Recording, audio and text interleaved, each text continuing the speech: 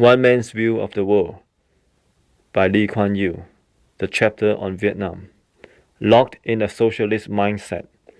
Many held high hopes for Vietnam when it decided to introduce free market reforms in the 1980s, a few years after China made similar move doi moi, or to change to something new.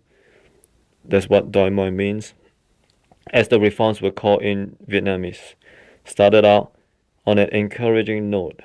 Among the very first steps the country took away from socialism was to return control over vast tracts of collectivized land to individual farmers. This resulted in a sharp rise in agricultural output within a few years. Vietnam, it was thought by many, both inside and outside the country, was going in the right direction. Indeed, as it became clear to the world that China's opening up had been an incredible economic success, those who did not watch Vietnam as closely began to assume that its reform program was moving along a similar trajectory. A more circumspect assessment is emerging.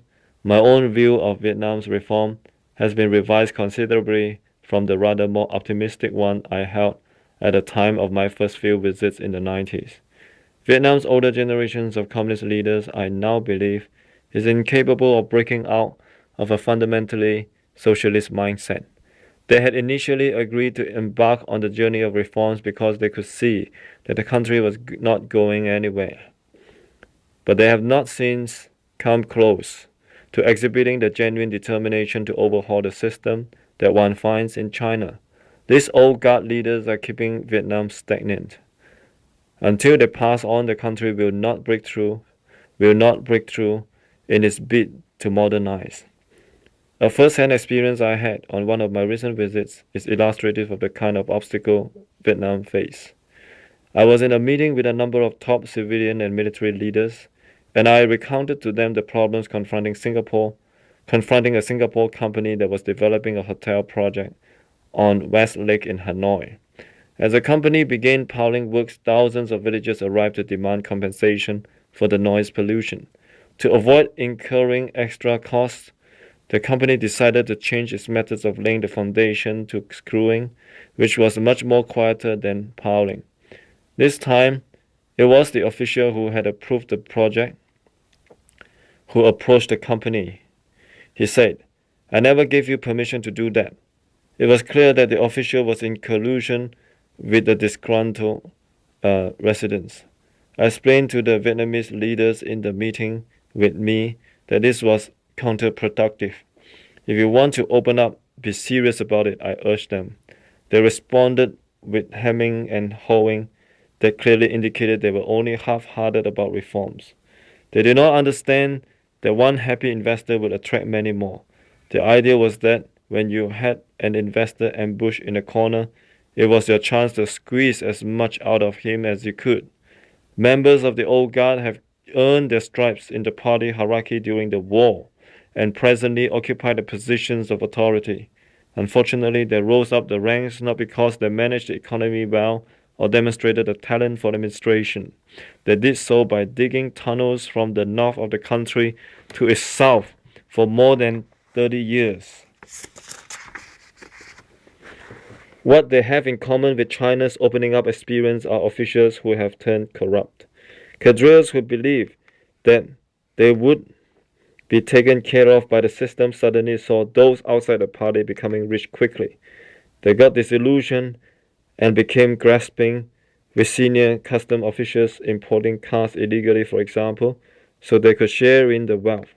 What they do not have in common with China is a Deng Xiaoping-like figure who had both indisputable standing among cadres and unwavering belief that thorough reform was the only way out. The reason they lacked such a figure goes back to the Vietnam War. While the Chinese communists were chalking up decades of administrative experience in peacetime, picking up practical pointers about what worked and what did not, and updating their beliefs and ideology as they went along, the Vietnamese communists were stuck in a brutal guerrilla war with the Americans, learning nothing about what it took to run a country. Furthermore, most of the successful businessmen among the South Vietnamese who would be familiar with the workings of capitalism fled Vietnam in the 1970s. The Vietnamese are among the most capable, energetic people in Southeast Asia. Their students who come to Singapore on ASEAN scholarships are serious about their studies and score the highest grades. With people of such intelligence, it is a real pity that they are falling short of their potential. Hopefully, when the war generation fades away and a younger group takes over, they will look at how well Thailand has done and become convinced of the importance of the free market. Question. Vietnam has great problems with China over territory in the South China Sea. And at an ASEAN ministerial meeting in 2012, when the regional grouping failed to agree on joint communique for the first time in 45 years, Vietnam was one of the countries heavily involved in the quarreling. Answer. They could not get ASEAN consensus to support their positions because the Chinese are believed to have dealt separately with Brunei and Malaysia on their claims, which were smaller ones. But the main claim, the one that remained problematic, was by Vietnam. Question. Is this a demonstration of how China is able to divide ASEAN on the issue? Answer. It shows how skillful the Chinese are.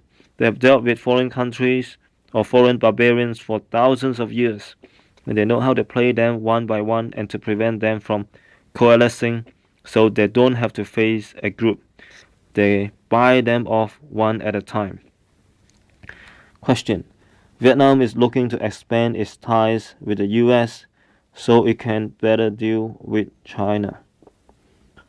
Answer. Yes. Leon Panetta, the American Defense Secretary, went to Cam Ranh Bay in 2012.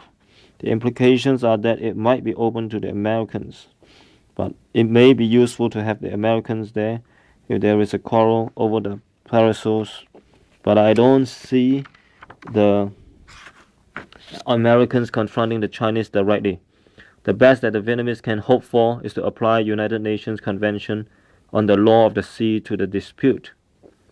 Question. There was also talk that the Vietnamese might buy American arms. Answer. I won't be surprised. The Americans are now closer to them than the Chinese, and the Americans have arms that are more sophisticated than those of the Chinese. Question. Do you think ASEAN should perhaps steer clear of the South China Sea dispute in future summits? Answer. They have already broken ranks. There was supposed to be a code of conduct, but that is now shattered.